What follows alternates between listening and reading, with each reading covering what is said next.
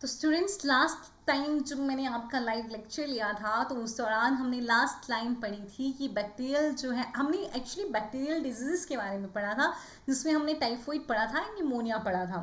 तो अभी हम बात करेंगे डाइसेंट्रीज के बारे में, प्लेग के बारे में और डिप्थीरिया के बारे में, क्योंकि जो लास्ट लाइन लिखी थी एनसीईआरटी ने वो इन्हीं के बारे में लिखी थी।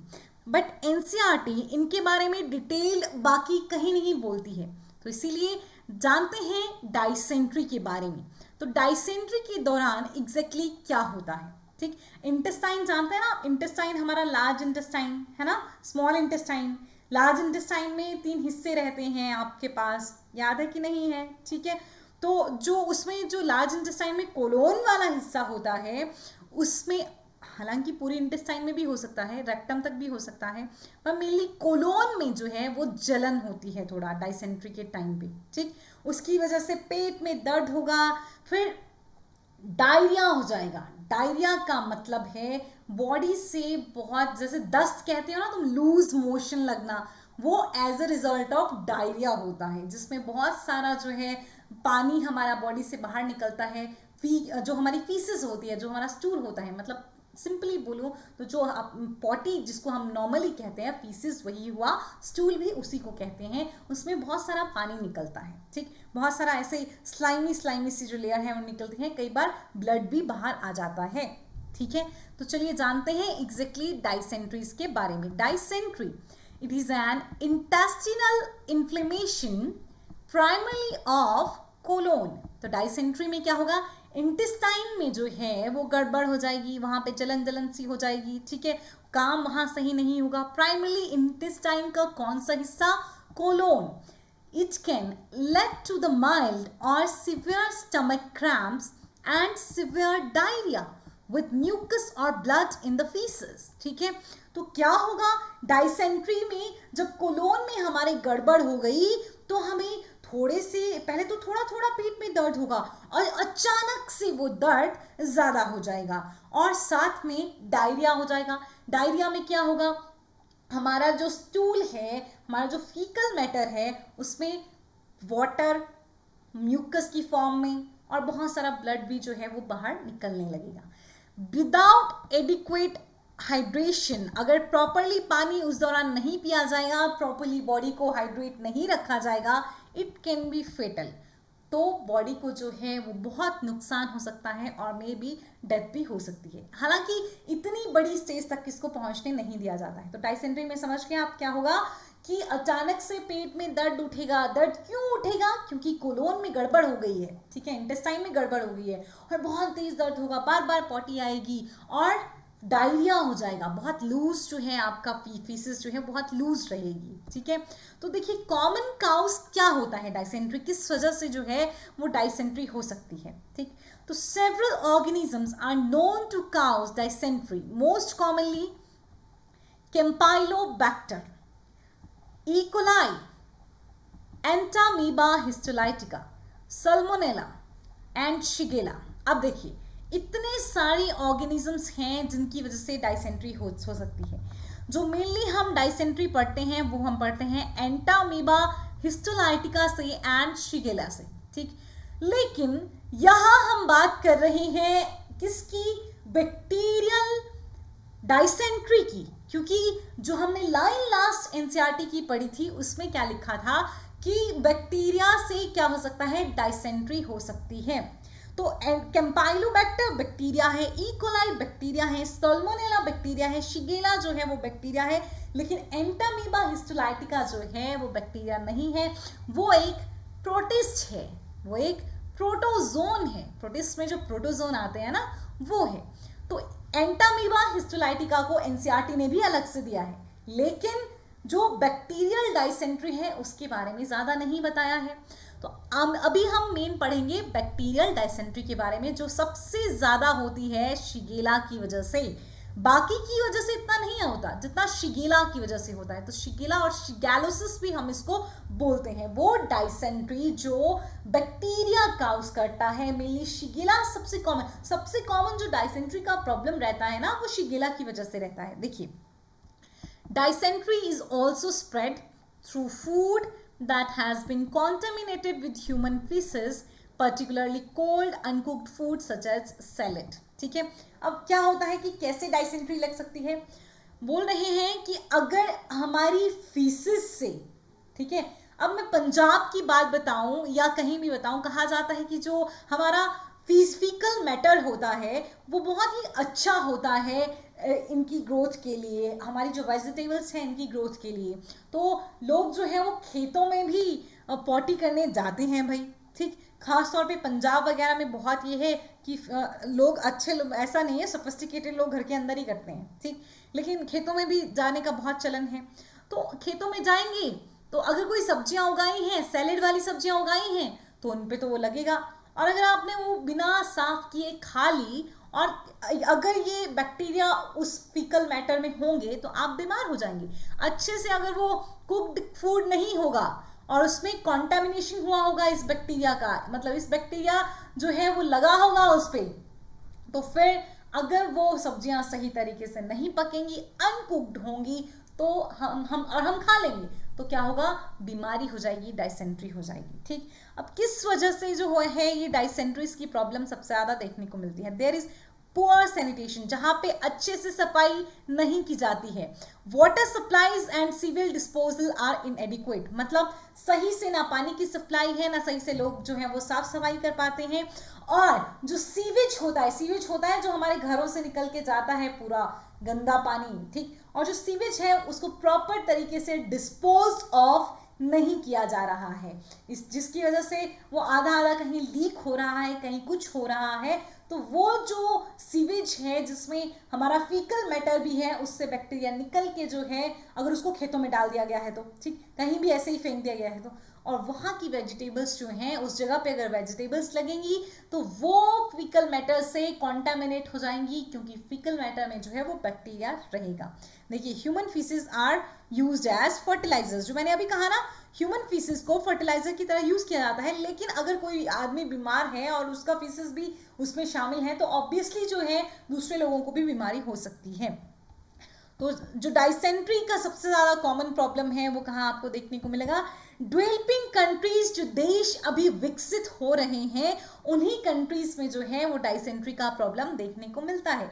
अदरवाइज डाइसेंट्री का इतना ज्यादा कोई प्रॉब्लम जो है वो नहीं रहता है। ठीक है, तो टाइम जो इंक्यूबेशन पीरियड होता है, एग्जैक्टली इंक्यूबेशन पीरियड क्या होता है, the time between coming into contact with bacteria and the symptom starting, मतलब वो टाइम जब बैक्टीरिया इंसान के कांटेक्ट में आया अप टू द टाइम जब सिम्टम्स बने, तो वो पूरा टाइम पीरियड जो है उसको इंक्यूबेशन कहा जाता है। तो इन सारे बैक्टीरिया के लिए एट एन एवरेज ये होता है 1 to 7 days, लेकिन शिगेला के लिए ये होता है 1 से 3 दिन का, मतलब 1 से 3 दिन के अंदर जो है वो डाइसेंट्री के सिम्टम्स जो हैं वो नजर आने लगते हैं। ठीक है, चलिए अब बेसिलरी डाइसेंट्री, और इसको मैंने कहा शिगेलोसिस, और यही बैक्टीरियल डाइसेंट्री होती है। तो बैक्टीरियल डाइसेंट्री के जो हैं वो सिम्टम्स कब आएंगे, शिगेला जो कॉजेटिव एजेंट बताया मेनली मैंने, वो कौन सा बताया, शिगेला, याद रखेंगे। डाइसेंट्री का, बैक्टीरियल डाइसेंट्री का मेन कॉजेटिव एजेंट जो है वो शिगेला होता है। ठीक, इसके सिम्टम्स कितने दिन में आते हैं, इंक्यूबेशन पीरियड क्या है, 1 to 3 days ऑफ इन्फेक्शन। जैसे ही बैक्टीरिया हमारे कांटेक्ट में आया है, हो सकता है 1 दिन बाद ही या हो सकता है 2-3 दिन बाद हमको डाइसेंट्री के सिम्टम्स देखने को मिलेंगे। तो क्या होगा, there is a normal mild stomach, diarrhoea, but no blood और म्यूकस इन द फीसेस। ध्यान रखिए, जो मैंने डाइसेंट्री आपको पहले बताया था उसमें मैंने क्या कहा था, वो डाइसेंट्री जो है वो डाइसेंट्री की डेफिनेशन, एक कॉमन डेफिनेशन बताई गई थी, चाहे वो एंटामीबा हिस्टोलाइटिका से हो, चाहे वो शिगेला से हो। ठीक, लेकिन एक डिफरेंस देखने को हमको मिलता है, जो हमें शिगेला की वजह से डाइसेंट्री होती है उसमें म्यूकस और ब्लड जो है वो नहीं होता है, लेकिन डायरिया होता है, पेट में दर्द भी होती है, डायरिया में भी फ्रीक्वेंट टू स्टार्ट विद, और शुरू में जो है हमको डायरिया ज्यादा होगा। ठीक है, ध्यान से सुनना मेरी बात को, डाइसेंट्री में म्यूकस भी निकल के आता है, ब्लड भी निकल के आता है, लेकिन बैक्टीरियल डाइसेंट्री में ऐसा नहीं होता है। बैक्टीरियल डाइसेंट्री में हमको ब्लड और म्यूकस जो है वो नहीं दिखेगा, और बाकी के जो सिम्टम्स जो हैं कभी कभार हमें दिख सकते हैं, लेस कॉमनली में भी हो सकता है। अगर बैक्टीरियल डाइसेंट्री भी बहुत ही ज़्यादा हो जाती है तब ब्लड और म्यूकस हो सकता है। बहुत ज़्यादा एब्डोमिनल पेन हो सकती है, फीवर हो सकता है, वॉमिटिंग जो है वो हो सकती है, नोजिया मतलब चक्कर चक्कर सा जो है वो आ सकता है, लेकिन वो बहुत ही कम केसेस में जो है हमको देखने को मिलते हैं। जनरली जो बैक्टीरियल डाइसेंट्री है उसमें ब्लड और म्यूकस नहीं होता है। तो नॉर्मली जब हमें लूज मोशन लगते हैं उस दौरान हमें डायरिया हुआ होता है, ठीक है, बहुत ज़्यादा जो है हमसे क्या होता है, एक तो लूज मोशन होता है कि कई बार सिर्फ हमें बहुत ज़्यादा पॉटी आती है बार बार बार बार, लेकिन कई बार बहुत पानी वाला आता है। जब बहुत पानी वाला आता है ना उसको डायरिया कहते हैं, ठीक। बहुत ज़्यादा वाटर लॉस होता है। तो बेस जो हमारे पास बैक्टीरियल डाइसेंट्री है, बैक्टीरियल डाइसेंट्री के दौरान हमको उतना ब्लड नहीं देखने को मिलता, बहुत ज़्यादा म्यूकस देखने को नहीं मिलता। अगर बहुत ज़्यादा पेट में दर्द है बहुत और ब्लड भी थोड़ा थोड़ा आ रहा है, मतलब बहुत ज़्यादा इंटेंसली आपको ये डाइसेंट्रीज हो चुकी हैं, बहुत ही, जो कि फेटल भी हो सकता है। Often symptoms are so mild that doctor visit is not required and problem resolved in few days. Otherwise जो है वो symptoms जो हैं वो बहुत ही माइनर से होते हैं। आप मामूली सी एक दवाई खरीद के लाते हैं मेडिकल स्टोर से, उसको खा के जो है वो ठीक हो जाते हैं। कई बार आपको ज़रूरत भी नहीं पड़ती डॉक्टर के पास जाने की। लेकिन अगर ब्लड आ रहा है और बहुत ही ज़्यादा पेट में दर्द हो रही है, इन दैट केस डॉक्टर के पास जाना पड़ता है, ठीक है। नेक्स्ट हमारे पास अगला डिजीज आता है प्लेग। प्लेग बेटा ब्लैक डेथ के नाम से फेमस है, क्योंकि जिस टाइम पे प्लेग की जो डिजीज है वो आई, जैसे आजकल कोरोना है, पहले क्या आया था, प्लेग आया था। तो प्लेग जब आया था तो यूरोपियन कंट्रीज में सबसे पहले आया था और लाशें बिछ गई थी, गांव के गांव उजड़ गए थे। ऐसा होता था कि किसी गांव में जो है वो उन लोगों को जलाने के लिए भी लोग नहीं बच रहे थे, ठीक। इतना ज़्यादा खतरनाक था ये प्लेग, और इसीलिए इसको ब्लैक डेथ के नाम से जो है वो कहा जाता है, ठीक है। बहुत इंपॉर्टेंट है ये, ठीक। और एनसीईआरटी ने लिख के छोड़ दिया, बताया नहीं इसके बारे में। Plague is a serious bacterial infection that can be deadly, sometimes refer to as black plague, ठीक है। काउजल एजेंट क्या है? The disease is caused by bacterial strain Yersinia pestis. याद रखिएगा, प्लेग किसकी वजह से होता है? यर्सीनिया पेस्टिस की वजह से जो है प्लेग होता है, ठीक। दिस एनिमल, ये जो यर्सीनिया पेस्टिस है, ये बैक्टीरिया हमको सारी एनिमल्स में देखने को मिलता है, और सबसे ज़्यादा हमको ये रोडेंट्स में, फ्लीज में, जो फ्लीज होती है ना उनमें देखने को मिलता है। फ्लीज में भी नहीं देखने को मिलता, मतलब जो चूहे होते हैं ना, चूहे में हमको बहुत ज़्यादा यही बैक्टीरिया देखने को मिलता है। फिर होता क्या है कि कोई भी एनिमल है, खास तौर पे अगर चूहा है, फ्लीज आती हैं। कौन सी फ्ली आती है? ज़िनोप्सिला च्योप्सिस नाम की फ्लीज हैं। ये फ्लीज जो है जैसे चूहे पे जाएंगी, वहां से ब्लड शक करेंगी, दूसरे किसी एनिमल पे जाएंगी, ब्लड शक करेंगी, ठीक। तो एक से दूसरे में जो है इस बैक्टीरियम को ट्रांसफर कर सकती हैं, और एज अ रिजल्ट जो है वो प्लेग हो सकता है। तो bacterium is found in animals throughout the world and usually transmitted to humans through fleas, ठीक है। हमारे पे जो आती है वो फ्लीज के थ्रू आता है, ज़िनोप्सिला च्योप्सिस जिस फ्लीज का नाम है। काउजल ऑर्गेनिज्म क्या हुआ? यर्सीनिया पेस्टिस जो है वो काउजल ऑर्गेनिज्म हुआ। The risk of plague is highest in the areas that have poor sanitation, overcrowding and large population of rodents, जैसे कि चूहे वगैरह होते हैं, इनको हम rodents कहते हैं, ठीक।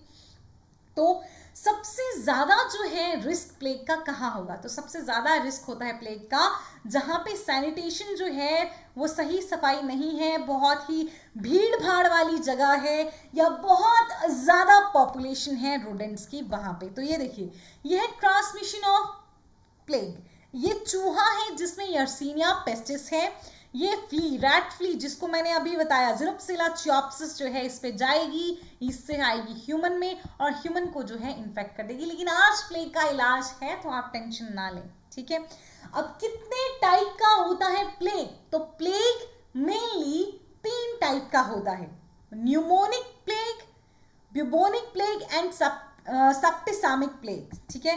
तो pneumonic, bubonic and septicaemic plague. ध्यान रखिए, न्यूमोनिया लंग्स को अटैक करता है तो न्यूमोनिक प्लेग भी लंग्स को ही अटैक करता है।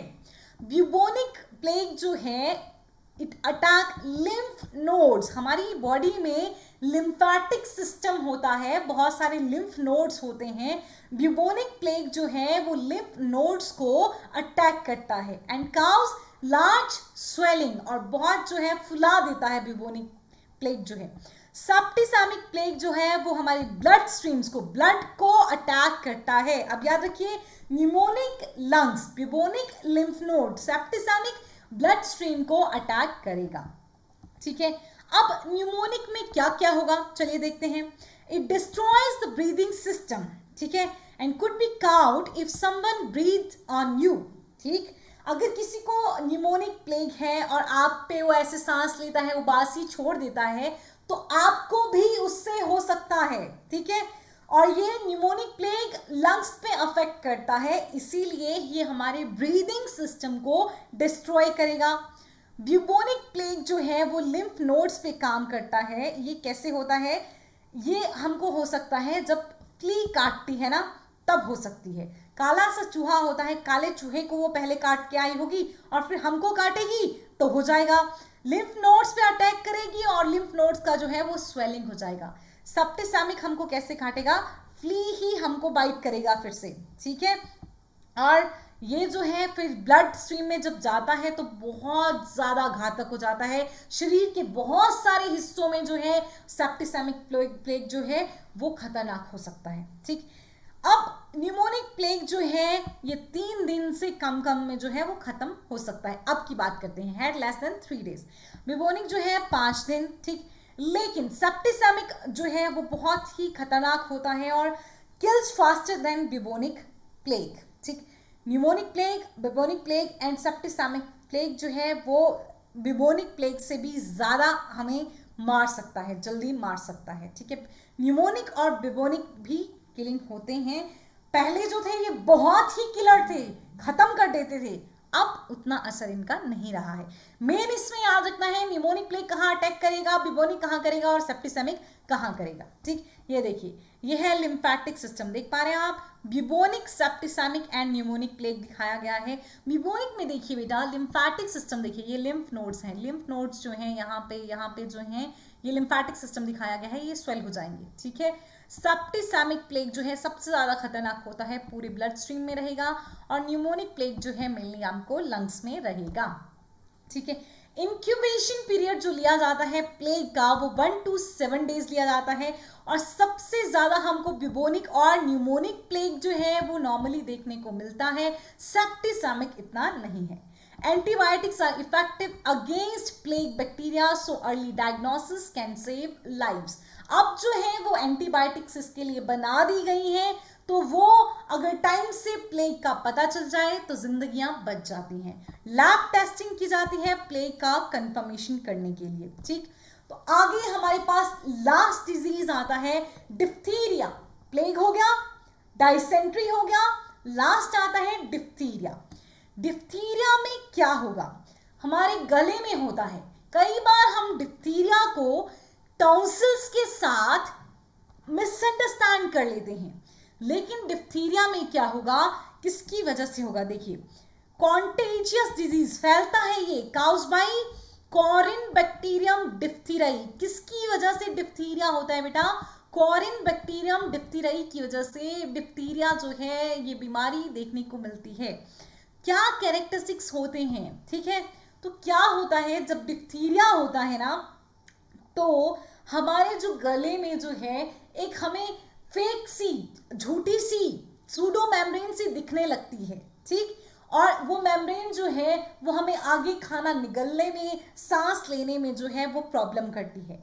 कॉरिन बैक्टीरियम जो है वो एक्सोटॉक्सिन रिलीज करता है, मतलब अपनी बॉडी से कुछ टॉक्सिन रिलीज करता है, ठीक। तो देखिए पढ़ते हैं हम, कॉरिन बैक्टीरियम डिप्थीरिया जो है वो डिप्थीरिया काउज करता है. It is characterised by the formation of a fibrinous pseudomembrane usually on the respiratory mucosa and by myocardial and neural tissue damage secondary to an exotoxin. देखिए क्या होता है, सबसे इंपॉर्टेंट जो है वो हमको देखने को मिलेगा सूडो मेम्ब्रेन, फॉल्स मेम्ब्रेन जो है हमको एक अपना गले में दिखाई देता है. और साथ ही हमारी जो कार्डियल मसल्स हैं और जो हमारा नर्वस सिस्टम है उस पे भी ये एक्सोटॉक्सिन अपना इफेक्ट शो करता है. देखिए आपको याद हो गया क्या बोला मैंने, कॉरिन बैक्टीरियम डिप्थीरिया. देखिए डिप्थीरिया एग्जैक्टली क्या होगा, म्यूकस मेम्ब्रेन को किसको अफेक्ट करता है ये डिप्थीरिया. डिप्थीरिया का जो बैक्टीरिया है it mainly affect mucus membrane. किसकी mucus membrane, nose and throat की म्यूकस मेम्ब्रेन को. ये गला है, देखिए ये गला है. नोज एंड थ्रोट की म्यूकस मेम्ब्रेन को जो है ये बैक्टीरिया अफेक्ट करता है. एडवांस स्टेजेस में हार्ट डिजीज हो सकती है, किडनी की डिजीज हो सकती है और नर्वस सिस्टम भी अफेक्ट हो सकता है. पीछे भी हमने पढ़ा ना, मायोकार्डियल मतलब हार्ट का प्रॉब्लम. तो डिप्थीरिया की वजह से हमको हार्ट प्रॉब्लम भी झेलने को मिल सकता है. अब देखिए सिम्टम्स क्या आ गए, a thick grey membrane covering throat and tonsils. हमको यहाँ पे क्या नजर आती है, ग्रे सी. मैं आगे डायग्राम दिखाती हूँ आपको. तो एक सूडो मेम्ब्रेन बनता है. अ सोर थ्रोट एंड होर्सनेस, गले में दर्द होता है, गला जो है वो घिसघिसा हो जाता है, आवाज भारी हो जाती है. स्वोलन ग्लैंड्स, ग्लैंड्स जो है वो बड़ी बड़ी हो जाती हैं, ऐसे बहुत बड़ी मोटी मोटी हो जाती हैं, गला जो है वो भारी हो जाता है. ठीक है. Difficulty in breathing and rapid breathing, हमें जो है वो सांस लेने में, जल्दी जल्दी सांस लेने में जो है वो दिक्कत होने लगती है. नाक से जो है वो डिस्चार्ज होने लगता है, ठंड लगती है, बुखार आता है. तो ये सारे सिम्टम्स हैं डिप्थीरिया के. इसमें सबसे इंपॉर्टेंट सिम्टम है सूडो मेम्ब्रेन का बनना, गले में दर्द होना, स्वॉलन ग्लैंड्स का फूल जाना. कहाँ कैसे काउस हो सकता है ये डिप्थीरिया, हवा में ड्रॉपलेट, जैसे कोई किसी के खांसने से, छींकने से, किसी की आप किसी बीमार आदमी की किसी चीज़ को हाथ लगा रहे हैं उससे, उन सब से जो है ये हो सकता है. अब ये आप डायग्राम देखिए, सही से डायग्राम देखिए, ये आपको नजर आ रहा है. यही क्या है बेटा, यही जो है ये सूडो मेम्ब्रेन जो म्यूकोसा का बनना था ना, ये दांत नहीं है अंदर. ठीक, ये वो सूडो मेम्ब्रेन बना है आपके गले में जाके, जो हम बोल रहे हैं. अब इससे निगलने में भी दिक्कत होता है और सांस लेने में भी जो है वो प्रॉब्लम हो सकती है. ठीक है. तो डिप्थीरिया जो है वो स्प्रेड होता है एक पर्सन से दूसरे पर्सन को रेस्पिरेटरी ड्रॉपलेट के थ्रू, कफिंग से और स्नीजिंग से. तो ड्रॉपलेट इन्फेक्शन हो सकता है, या फिर किसी की बीमार आदमी जो है उसकी चीज़ों को आप हाथ लगाते हैं तब भी आपको हो सकता है. इसका इंक्यूबेशन पीरियड है 2 से 7 दिन और ट्रीटमेंट के लिए दी जाती है डीपीटी वैक्सीन. डीपीटी जो है वो 3 बीमारियों के लिए एक साथ वैक्सीन है, डिप्थीरिया, पर्ट्यूसिस जिसको हम वूपिंग कप भी कहते हैं, एंड टेटनस. तो अभी हमने डिप्थीरिया पढ़ा, पर्ट्यूसिस और टेटनस जो है हम पढ़ेंगे. ठीक है. तो ये 3 बीमारियां क्या हैं, सिम्टम्स क्या है, मेजर सिम्टम्स क्या है, कॉजल ऑर्गेनिज्म क्या है, इंक्यूबेशन पीरियड क्या है, ट्रीट कैसे करेंगे, पूरा ध्यान रखिएगा, अच्छे से पढ़िएगा. Thank you.